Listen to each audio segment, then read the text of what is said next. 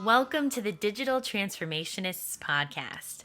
On today's very special bonus episode, we'll get to know our co-host, G.Love. We'll talk about the future of technology, holograms, music's ability to transport and connect us, how live music looks different this year, favorite books and inspiration, and how saying yes leads to big dreams, and how it led to this unexpected connection in the first place.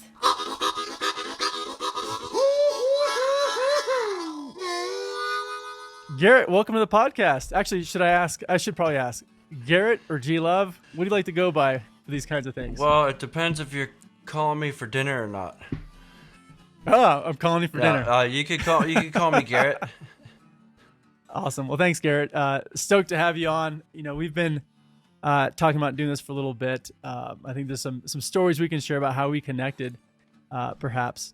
But, you know, for this episode, we want to introduce and properly introduce you, share a little bit of the story and why we're doing this podcast.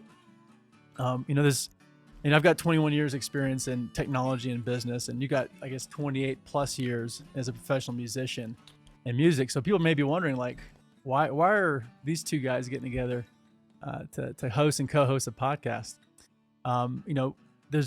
We've seen a lot in the form of the digital transformation, and the digital transformation is this application of technology to our day-to-day lives, whether it's work or, our personal lives. And we've seen technology disrupt, the music industry. So I think there's a lot of perspective that you can bring to that. To that point, maybe you can share some stories of how, the digital world has changed music, right? And how it's affected you.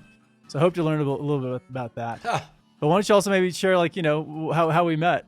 Okay. Well, we met on a Zoom party, right? Well, Instagram before that. Okay. I was following you on Instagram, and you had you'd shared out that you're doing these live streams, and then that's how we actually got to really talk. Okay. I was on that live stream. You Zoom. DM'd me. I DM'd you. That's right. So I just kind of, fast forwarding to current state of events. We just kind of all the analog parts of the music industry definitely shut down on March 12th, 2020, when we were in Santa Barbara, California, and right before load-in at the venue there, we were told, okay, tonight's the last show, everyone's going home, and that was kind of across the board, probably everywhere around the world. I imagine most bands went home that Thursday or that Friday, and we've been home since then. So fast forward to why Christian was DMing me on Instagram, was to get in touch because we got home and started just kind of adjusting and what can we do now? Because, we obviously can't, when musicians say, we need, when you go to a gig and you hear musicians say, without you, there be no us. That's just kind of something that the musicians always say. And I mean, whether you mean it or not, I mean, you always mean it, but you really realize now that it's absolutely true because, of course, without being able to gather, there's no gig. So we were home and kind of started doing a lot of live streaming. So that's how Christian and I linked up. We say the same thing in our company. We're nothing without our customer. Right. We don't exist without our customer. And over the years, I imagine your customer, effectively your fans, have changed. Have you kept up with the change? Back in your first album that was released way back in the 90s, it was a CD-ROM, right? It was a different hustle, a different game, I imagine. Yeah, well, when we first dropped our first record, there was no CD-ROM yet. Okay, so you're on tapes. Yeah, there was cassette tapes, vinyl, and there were CDs. Sure. I remember kind of famously in my own little mini circle, I said, look, if I was never a guy to really embrace a lot of new technology, and I said famously to one of my rapping partners, Jasper, I said, man, if you ever catch me owning a CD player, then you could keep it. So I was never like into CDs, and it's interesting how now CDs are kind of getting phased out. I mean, we still produce CDs very minimally, but no one buys them. Most cars don't have a CD player. If you buy a new car, most new computers don't have a CD player, so they're already a thing of the past. And because of the aesthetic feel of them, I don't see them ever being as cool as a vinyl or even a cassette, and certainly not an 8-track. Right. But so, the technology has evolved, and that's influenced distribution. It's influenced perhaps how you as a musician, as a businessman, promote yourself, right? Sure. I mean, I imagine you used to record crap tons of tapes, and it took forever to record the tapes. So you can then send them out to either agents or managers where you're trying to get lined up with those folks, or even just trying to get gigs. I imagine that the pace at which we can distribute MP3s is much, much faster, right? That's part of this whole digital transformation that we've been talking about. But I guess that the hustle changes, right? Now it's about engaging your audience in these various social platforms like you did on Instagram. And that's how I engaged with you. I'm curious how far you see that going. Like, is there some other new level kind of thing that we're not thinking about, or, and then to that end, or to an extent, musicians used to busk on street corners. Now I'm seeing musicians busking online, right, on Instagram. Yeah, including me. Right. Yeah, that's such a trip. I finally made that correlation after doing a bunch of the live streams, and you do the live streams and you're posting your Venmo and your PayPal just to kind of, and we were doing a format where we were donating half of whatever tips we got to a music venue, their staff and that were laid off as well, and then I would say, and the other half's like, to pay for the Comcast bill, and keep the lights on around here at our house, because it's another thing is when you become like a successful musician, it's a little weird to like be like, oh, will you tip me, but right. Again, there is a reason that we tour other than the love of music. It is our job. So now that that's taken away, like, wow, we got to find an income source. So blah, blah, blah, blah, blah. But so it is funny, like, 28 years later and whatever kind of accolades I've made or not made, I'm back on the virtual street corner, because that's in truth how myself and my band, we're all street performers at the beginning of our career, and proudly that's how I started my career. So it is interesting to kind of go back to that tip-based thing. At least this spring we were doing that.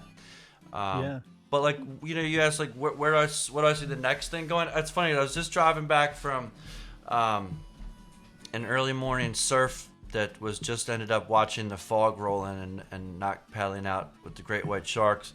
But I was driving back and I was thinking about this, because I was thinking about Instagram still seems like a super valid thing. Personally, I don't even like go on Facebook anymore, right? And I was just wondering to myself, like kind of daydreaming, what is next? Is Instagram going to be the end? Because we all thought that MySpace was the jam, right? And we thought that I thought that Facebook was the jam, and like I would never ever go on Facebook, and so I'm wondering about that. So when you just popped in and question, what do you think is next? Well, of course there's going to be something next, and eventually Instagram will be like, oh yeah, man, Christian, remember when we used to go on Instagram back in the 2020? Remember that? Yeah. You want to hear my idea, man? I think this is my invention if I was a scientist, and it would be called the swarm, right? And it's basically nanotechnology that would be, everyone's going to have like an individual swarm that kind of flies around you. Well, what does it do? It gets you dressed in the morning. It showers and shaves you. It brushes your teeth. If you have a cold or something, little nanobots go in and make your body better. It can, if you're out surfing, it's right around you so that it's looking out for a great white shark. If you're, and then if you get a call, if Christian wants to talk to me, the swarm will come up and it'll make his shape of his hologram. I mean, it would be like this everything, and then, that. So I think the next step of what the next thing for musicians and stuff can be like some kind of virtual hologram thing. Like think about Star Wars and Princess Leia popping up, but maybe full size. That you want to see G.Love in your living room. Well, damn, all you have to do is I'm gonna actually be my hologram's gonna be in your living room, and we can engage together. And I think people are already talking about that. Yeah. So the MP3 forced musicians back out on the road, right? that became a big way of monetizing your music, was actually going out, going back to festivals and just promoting your album and getting out there. And granted, like, all of these things we're living today were all sci-fi, in some cases 10, 30 years ago, right? Sure. It doesn't seem that there will always be a replacement for live music, though, right? I mean, we will get back to that once we solve and figure out how to get back together again. I hope. Again, there's certainly, to your point, well, 30 years ago, no one would ever suspect that there would be, a DJ standing up behind a booth with a marshmallow on his head, playing, in front of, 50,000 people, or making $1 million a show. You know what I mean? So, and right. So these are things that so no future is certain. Certainly. So sure. Well, can you imagine living through COVID without the internet? I mean, no, I guess not, because I'm pretty plugged into my phone, and certainly, just to tell you the truth, the last 2 months we have been back playing small social distance, in-person private shows, and we found a couple of venues where we can do that safe, what seems safe outside for a small number of people, intimate gatherings. So the internet doesn't seem as crucial, but yeah, rewind back to March and April, May and June, and that was our lifeline, and certainly like a financial, lifeline as well. We'll see what happens next.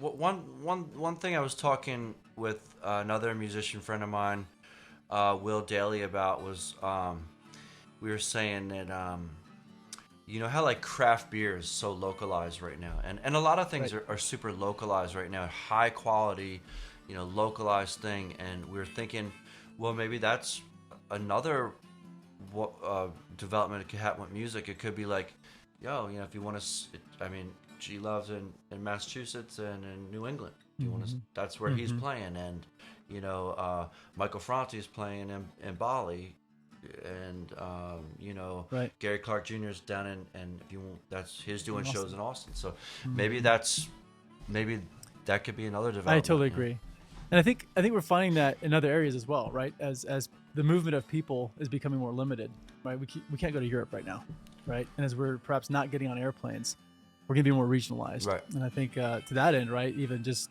on a national level, especially if we're in a smaller country, right, like you're describing. So whether it's entertainment or leisure, just any number of things, it seems like we're definitely more regionalized. Now, granted, we're trying to break that and head up to Colorado, but it's all road trips. Yeah, I mean, so it depends on how far you want to drive. Yeah, and we've had a couple opportunities to maybe jump on a plane, but man, I just don't. And I was on a plane, it seemed like every week I was flying somewhere. I mean, but I don't see myself taking an Uber to Logan Airport anytime soon. But digital technology and media has been changing. DVD is one of those that we all experienced and has gone away.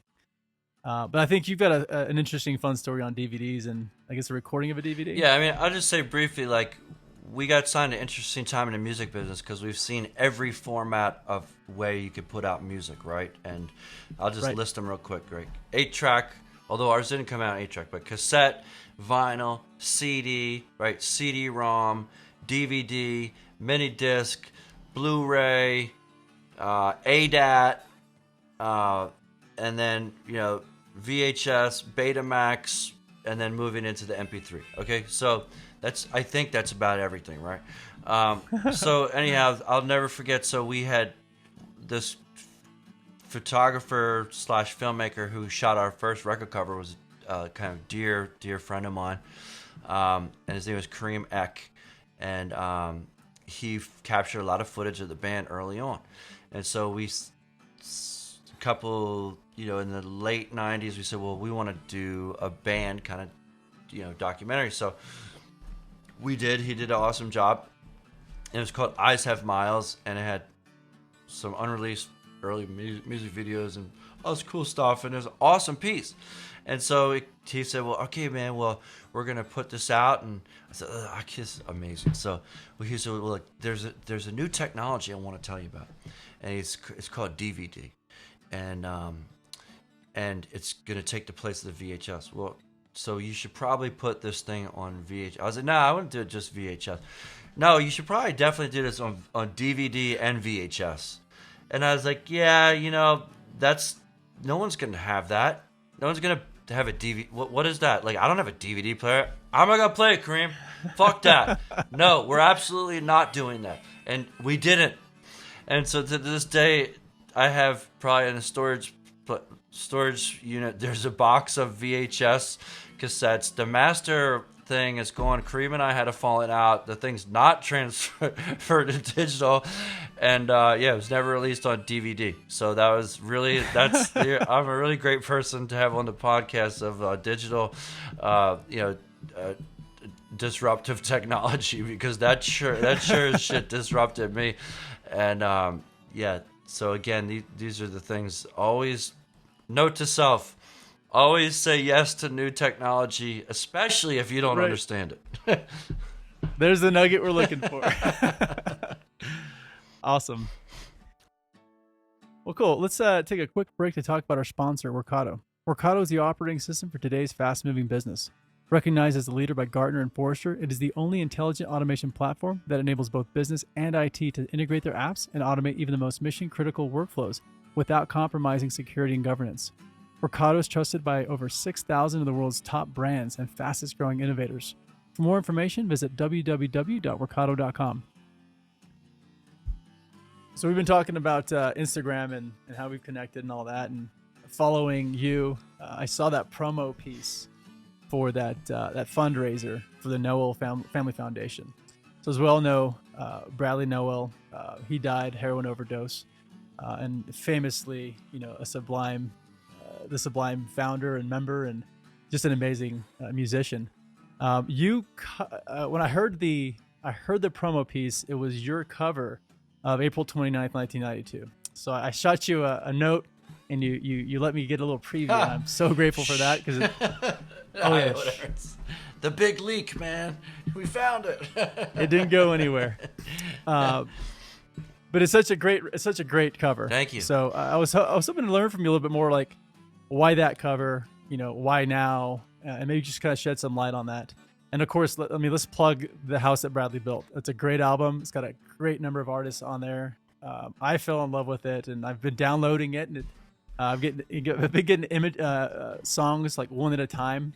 And then I also had the vinyl. Oh, the vinyl cool. finally came Thank in you. a few days ago. So yeah, for sure. Just kind of a brief history of us and Sublime. I clearly remember seeing the video for Probably Lovin' Is What I Got, come up online. Yeah, not online, on MTV in the day when it was still relevant, and playing music and launching people's careers in a big way, and saying, whoa, like I immediately, because there you think about the landscape musically, there were only a couple white dudes rapping and playing guitar and kind of doing the thing that like I was doing and Beck was doing, and that was about it. And so the Sublime record kind of dropped or hit the big time, after we were already like a year in our career, and I was like, whoa, these guys totally bit my style. And I was like, damn, that's crazy. So then fast forward a couple years, and it was also kind of like scary, because the videos, he's like kind of like, it's kind of like thuggish looking dudes, Cali dudes, and man, wow, who are these guys? These don't want to come across these guys anytime soon. Yeah. But anyways, fast forward to, it's just one of the probably most tragic stories in rock and roll. Tragic in the sense that he never really knew how big and how much of a cultural impact he had on the world, Right. and so we could fast forward now to Sublime with Rome, which is basically the bass player and a whole new band and a great new singer. They're filling huge amphitheaters, and that's basically a cover band, So Yep. So and they're great. Not taking anything away from them. They're a wonderful, wonderful group of guys and amazing. And they're crushing it. So, anyways, when Bradley never got to realize what he did, and so then Right. After he died, I got called. I'll never forget, man. We were driving through the South with John Hammond on his tour of the South, and Chris and I were in our rented Chevy Cavalier, and got the call on my flip Nokia phone saying, "Hey, man, just got a call from Sublime's manager, who's this guy John Phillips, who's a wonderful connector, and they want you to Long Beach Dub All Stars, kind of left over from Sublime camp, are gonna put this awesome all-star records out. Would you write a tune and be on the record?" Well, I immediately started. I said, fuck yeah. Started writing the song Dreaming, and I never met Bradley. Like I said, I wasn't a huge fan at that time. I am now. And it was more like a competitive thing, but it was super sad, and I did was I just tried to write the song Dreaming, and it was just kind of trying to put myself into what were some of the dreams that motivated him. I don't know. Right. But that's what I Okay. wrote the song about. Like, what were his dreams? What drove him? That's what I wrote a song. And yeah, it didn't end up being on the record for whatever reason, but we did tour with those guys. And then, of course, since then, like, we're super deep in the family that ended up. John Phillips ended up managing Slightly Stupid. We helped them and were part of their breakthrough record and took them on tour. And our paths continue to cross.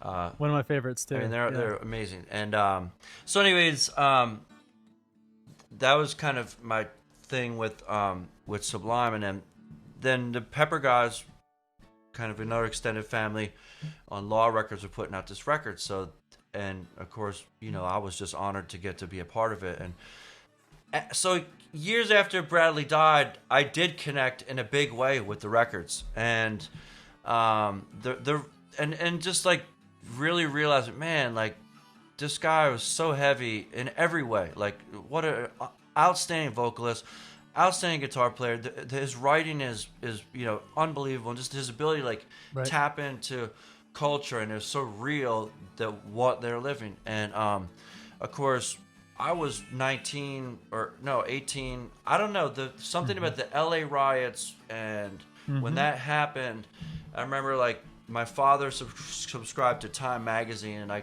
clipped the front cover off that, and always had that in my room for years. It's something about that riot was just such a huge. It was just a huge cultural event in her life, and so when I heard that riot song, April 29, 1992, it was like, wow, like he really like encapsulated, and they were there, and they were, now, so that's, and musically I dug it, so that's why I cut it. And it's interesting, we cut it last year before any of the current social events, with a lot of protesting and counter-protesting and Black Lives Matter movement, and a lot of things that are happening in our culture right now. So that, to tell you the truth, like, it's kind of a weird song for a couple of different reasons, which I can happy to share,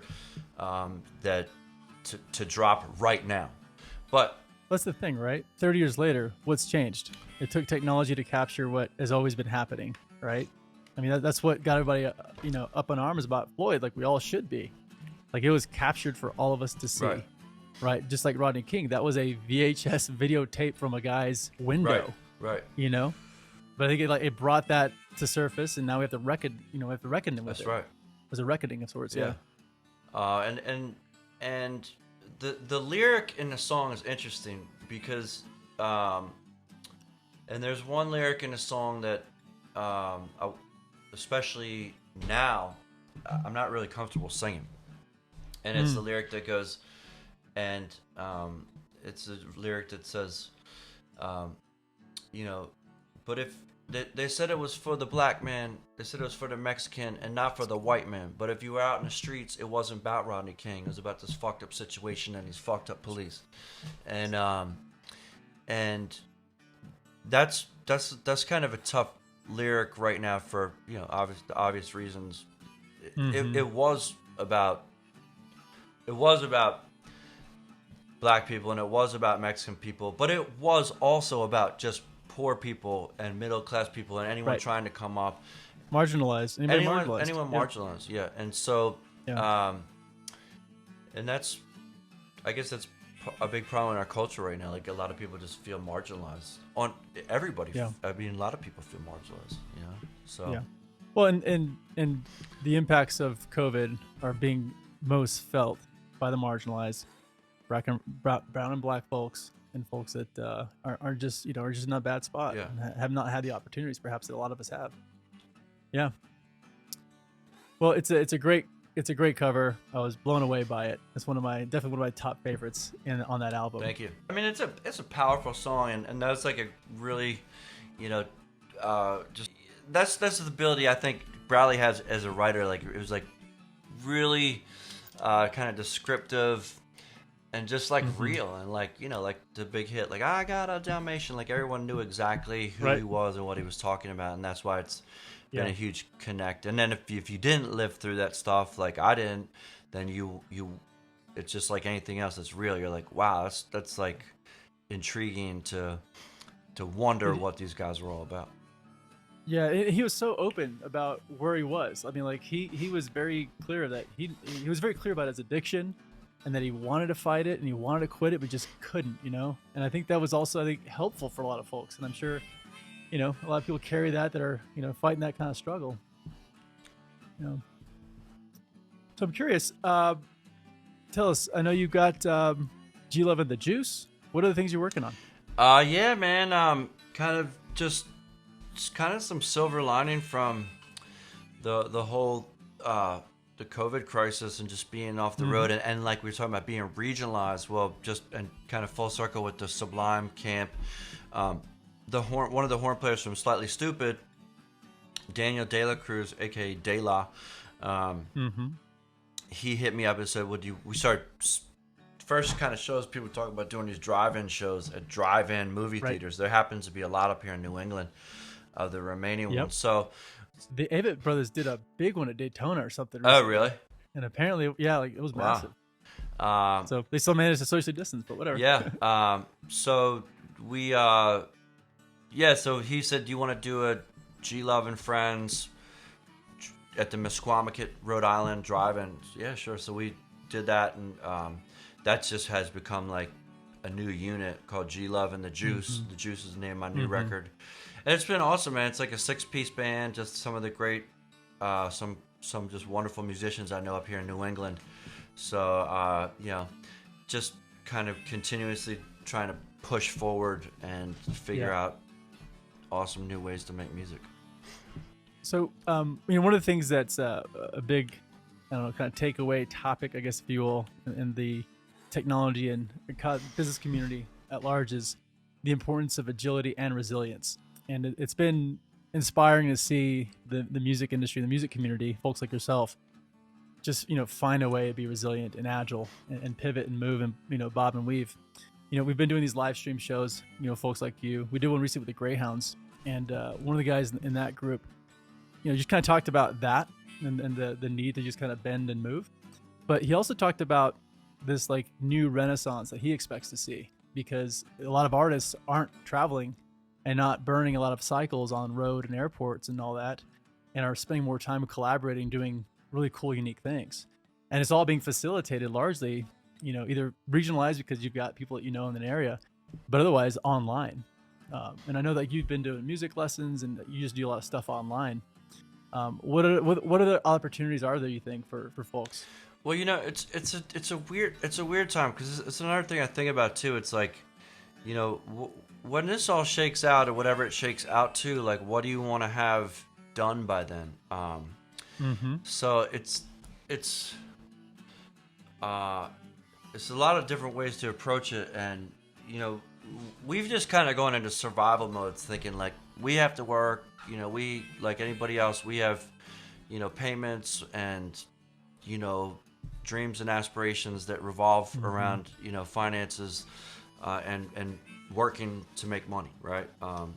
So we've gone into like, let's try to mitigate, hemorrhaging, your savings. Right. So we've been doing a lot of stuff like treading water, like, and I say that on a financial side, like, it's been a huge time of connectivity. Like you said, I've been doing guitar lessons. I was doing 12 a week. Christian and I, we did one. We did a harmonica lesson. That was fun. It was fun, and it's an example of a connection that's really developed into something really cool. And a lot of my lessons were, like I said, really connective time. But I'm not gonna lie to you, it's like spending an hour on Zoom. As many people that maybe listen to this know that can be kind of draining in a new kind of way. And I was doing songwriting sessions as well with some of my students, and I wrote a lot of songs. And so it's been a different kind of creative thing, but it's also been like a thing like, wow, like I feel like I haven't, just gonna be honest with you, like I just put out a new record. It's called G.Love the Juice, and we were right in the middle of our kind of world tour. We were a month and a half into it, and this was going to be a big year for me if things went according to plan.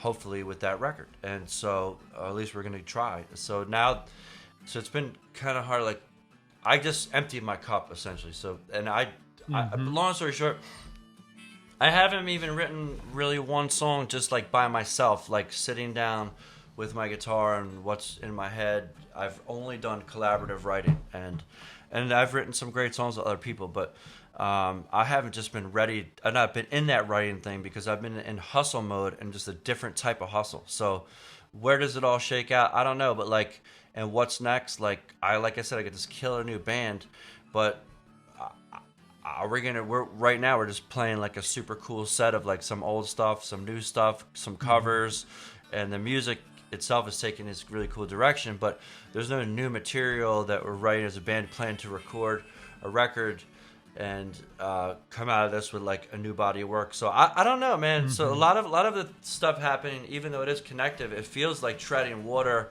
waiting to see how this thing shakes out. Because certainly it's not like I've been playing locally. I've been playing the local brew pub for 100 people, and we've sold out 8 shows. Well, that's really great, but it's 800 or it's 128 it's not people a a night. It's sold out every time, but it's I played for less than 1,000 people. It's not like a huge victory. It's great, but I should be selling out that, and I am. And so this is all just like treading water stuff to see what the new normal is going to be, and I don't know what that's going to be. I don't know. So you mentioned a new hustle, and when I caught up with Mike a few times, we talked about your hustle, and I think that's something that you and I share. Hustle to me is just, I mean, granted, talent matters and all these things matter, but I've seen so many folks that are super smart, super talented that don't have hustle and don't do anything with that talent. Talk to us a little about hustle. Yeah, I mean, it's if you were to ask me like, hey, gee, I got my friend's an upcoming musician. Do you have some advice? I said, well, I would say the same thing. There's 2 things. Originality is everything, and work ethic, aka the hustle, right? Because originality without work ethic is just like you just said, is nothing. Because everyone has the ability to come up with a great idea, but if it is leave your house, then it starts getting weeded out with the people that can make that. Like I have a great idea about the swarm, but that's kind of unattainable because I'm not like an MIT scientist. I'm G.Love, but yeah, the work ethic is everything, because you have to have that dream, and you have to, grind, and you have to like put the hours in. And there's this book that I love.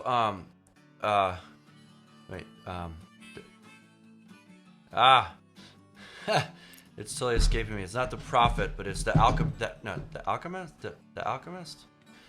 The Alchemist. Yeah, beautiful book. And the whole thing of it was, there's a passage about like if you truly focus on that idea and that dream that you have and put all of your energy into it, the world will bend its power into helping you achieve that. And I truly believe that happened to me, when I started my career. I don't know how else I'm sitting here right now. But so there is that. You have to have that focus, and you have to like live it and breathe it and really put everything into that. Yeah. Well, I think it's an important thing to share for our audience, folks that are maybe newer or I guess early on in their careers as well. You gotta be willing to grind and put the time in, pay the dues, um, do the time, I guess, as they say as well. But with that level of commitment, build, your experience, build who you are, and achieve those goals that you set out, however lofty they might be, right? Yeah, I mean, it's everything, and it's great to have lofty ideas, lofty dreams, because they are attainable. Like, and the thing that happens to, I mean, a lot of people talk about this. Actually, I saw on Arsenio Hall's Instagram, he posted this clip of Eddie Murphy being on his show, years and years and years ago, and Eddie Murphy said it just great. He's like, because Arsenio was like, well, what do you want to be when you grow up? Well, always wanted to be in showbiz, and he put himself in a situation where there was no other option, right? There was no other option than to do show business, and that's how he succeeded. And Eddie Murphy said a lot of people kind of always have a backup plan, and that's kind of the thing that they end up doing. So yeah. Yeah, kind of similar to that. One of our so Joanne Middick is our sales operations principal. She worked with Cirque du Soleil, and she was on a tour with them for like 10 years. And there was some circus performers, I forget the family out of Mexico, but they wouldn't work with a net because they had to feel that motivation that there was no option of failure. Right. And they operated this way for years and years and years, and they're still alive. Yeah, I mean, yeah, you better catch it. You better catch that thing when it comes. I mean, yeah, I mean that's a severe example, but yeah, I mean, absolutely. I mean, I never really did have a B. Well, I guess my B plan was to go to college. I had given myself a time. For some reason, my two biggest influences were John Hammond and Bob Dylan.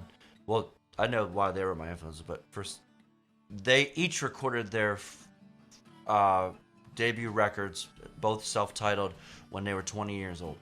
And I became heavily involved into the dream of pursuing a musical career about that time when I was like 17. So I had 3 years to 3 years, and that's what it was. To me, it was like, well, if I don't make my first record by the time I'm 20, then obviously that was it, and I did. And that's the thing about those goals, right? You throw it out in the universe, you tell people, and then you hold yourself accountable to it because of that, right? And it's just baby steps, like it's just grind and baby steps, because it's not just like it's just going to happen overnight. Like, and again, it all comes back to the one other thing I will say about it was money. Like, you've heard, I think I've talked about finances a couple times during this discussion, but that was never part of the equation for me. It was never about money. It was purely about not having a job. Right. No, but it was purely about not having a 9 to 5. But not even that. I mean, I was just saying that jokingly, but it was purely about trying to make music for a living. That's what I needed to do. And for me, it was against going into a land where I knew I was not going to make any money, right? I was going to be a street musician, and so it's interesting now when I see because the music industry was light years away, because it was analog, because there was no YouTube, there was no email, there was no MP3 to send. Everything was you had to send a letter to New York. You couldn't send a letter to an A&R guy at a record label unless you were represented by a manager or a music attorney. Well, how do you find one of those guys? There's no in. So, and there was no concept of I can put out my own record on Spotify, or I can have my own YouTube channel. I can be the next Taylor Swift. And there was not any type of incentive to be a rock star or think that you can make money.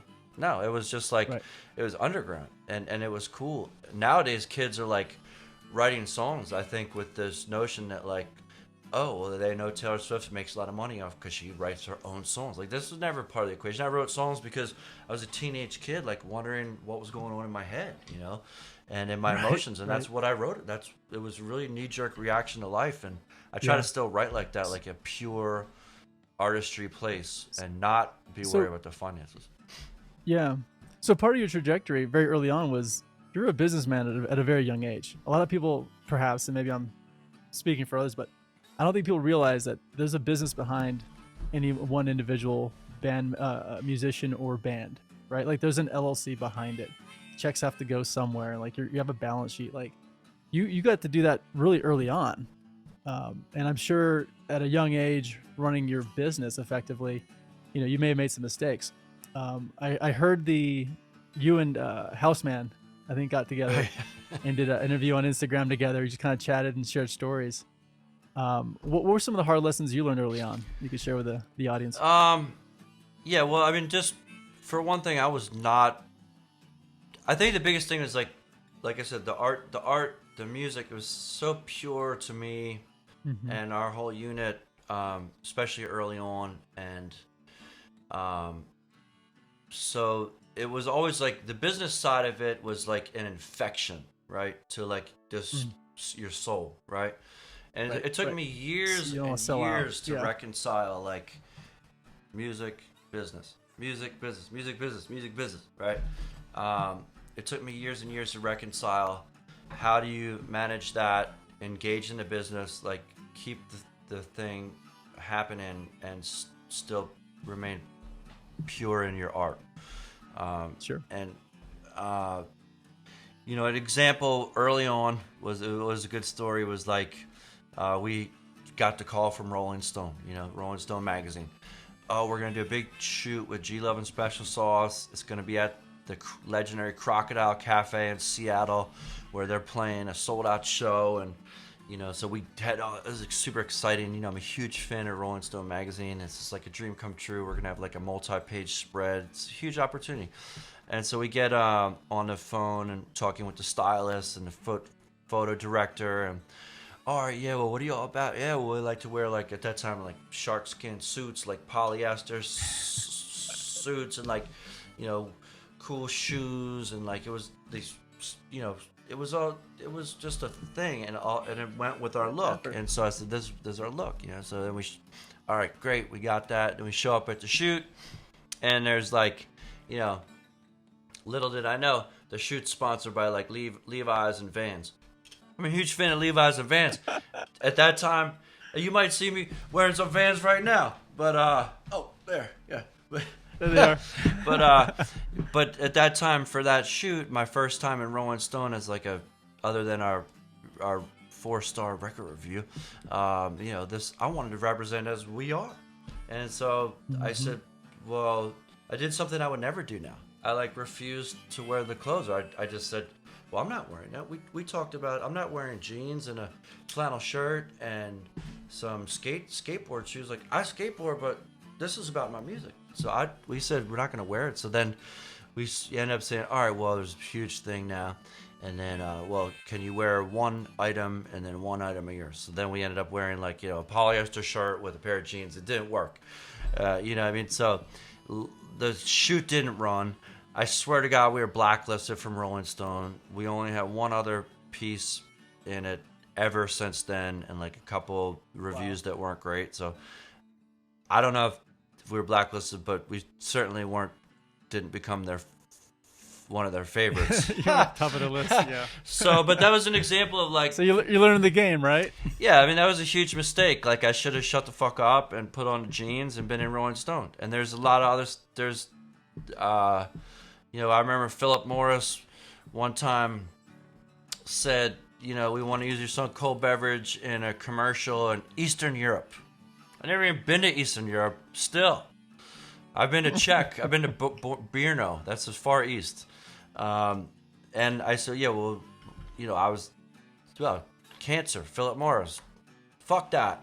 I said, we'll do it for $1 million. Never heard about it. I don't know. We probably could have got a couple $100,000. There's a lot of mistakes we made, a lot of opportunities we missed because, here's another one. Bring up Eddie Murphy again.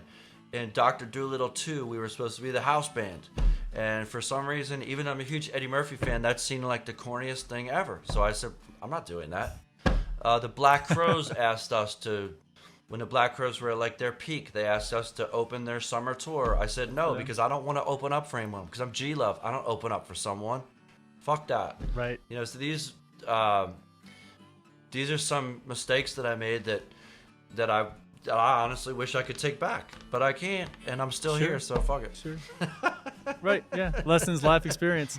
So to that end, I think I've heard you say, like, now you say yes to a lot of stuff. Now you're like, just opportunity brings opportunity. Is that the mentality? Yeah, I mean, one of my mottos is always take the gig, and generally, and then my other motto is just like, you know, if you ask me, I'm gonna say yes, and I say yes to everything. Like, I doing this Cameo app, and like, some kid hit me on Cameo and said, hey, you know, he DM'd me on Instagram, hey, it got cut off at the end, can you send it to me DM? All right, cool, I'll send it to him DM. And then he goes, oh, it's not saving, I can't send it to my buddy, will you text it to me? I don't know this guy's like, oh fuck, I'm gonna text the guy. There's another guy's like, oh, I got G's number. You're too nice, man.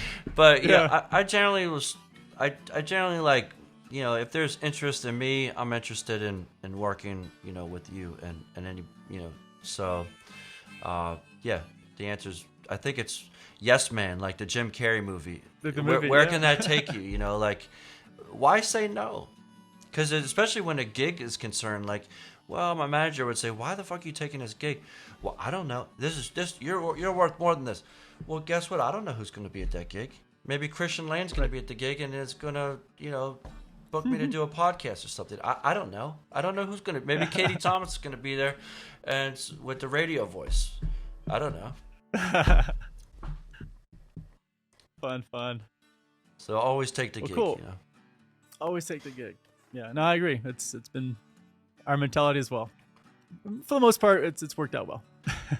Yeah, I mean, there's some things I wouldn't do, but you know, most of them would be like, everyone's got their limits. Most of them be like politically motivated, or there's some things that like nowadays, like that I'm married, I also probably like if someone said, hey G, can you come play, you know, my bachelor party, you know, no wives allowed, right, you know, I don't know if my wife Kelsey would be like, no, you're not gonna be playing that. Yeah, no.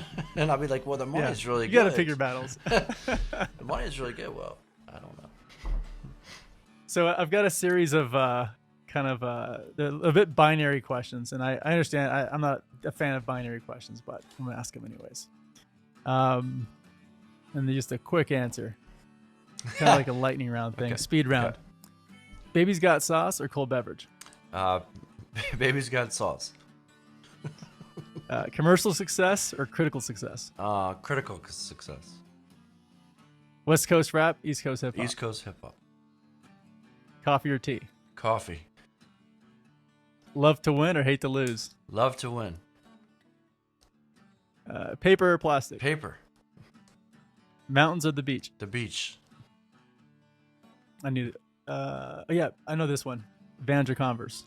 I guess Vans. I like them both. So Garrett, what's next? What are you working on? Right now, you know, I'm planning on possibly cutting a new Christmas record this fall. G.Love's coming home G.Love's coming home for Christmas, Volume 2. Do it. We're gonna buy it. My wife loves Christmas albums. Yes. My first one has become a tradition amongst many people, and interested to see what happens with this new unit, G.Love the Juice, and kind of we're gonna be doing regional shows, and yeah, like I said, possibly starting to work on another G.Love record, and hope and in pursuit of my first Grammy nomination with G.Love the Juice, my current record, which was produced by 4-time Grammy Award winner Keb Mo. So this is something that we're trying to keep very relevant, like just keeping our record going, and otherwise just to continue to make great music. And my ultimate, goal is to make people happy and to inspire people and just keep spreading love I plan to use my musical platform to be as active as I can before the election to try to get people motivated, my fans, to vote. And and then just kind of be a great father and a family man, and be, give a lot of love and dedication to my little sphere here. And if people want to find more about me, they can go Instagram at Philly G.Love, at Philly Glove, G.Love and Special Sauce on Facebook, at G.Love on Twitter, and that's that, man. So thank you very much. Philadelphonic.com. Oh yeah, Philadelphonic.com is our homepage. So yeah, thank you. Awesome. Well, Garrett, thank you. I'm really looking forward to these podcasts we've got coming up. Thanks for your music, your inspiration, your message, your positivity. And yeah, looking forward to these podcasts coming up. We've got Me too. Quite a few lined up already. Yeah. It should be fun. We're going to co-host together. All unrehearsed, so we'll see how they go. Well, that's the beauty of it, right? I mean, like I told you, you could have just asked me one question or just said hello, and I would have just blabbered on for a whole hour. So I imagine many of our guests are also completely infatuated with themselves as well. Yeah, no, great people doing amazing work. To that end, we've got amazing things coming up. We've got Lisa Atkins, how Agile can help us solve digital, societal, and personal challenges. Carrie Hoyt-Pack, how evolved leadership brings digitally connected voices together. Kev Mo, how music and social activism in a digital world can supercharge us, and more to follow. So thanks so much, Garrett. Appreciate you, man. We'll see you soon. All right, thank you, Christian. Stay disruptive. Yes, indeed. Bye-bye. Victor Vargas is our art director and engineer, and I'm Katie Thomas. I produce the Digital Transformationists podcast for Percipio Consulting. Percipio Consulting is a full-service digital transformation consulting firm helping businesses large and small build and scale for what's next with the Atlassian product suite and best-in-class frameworks. More about Percipio Consulting at percipio.com/podcast.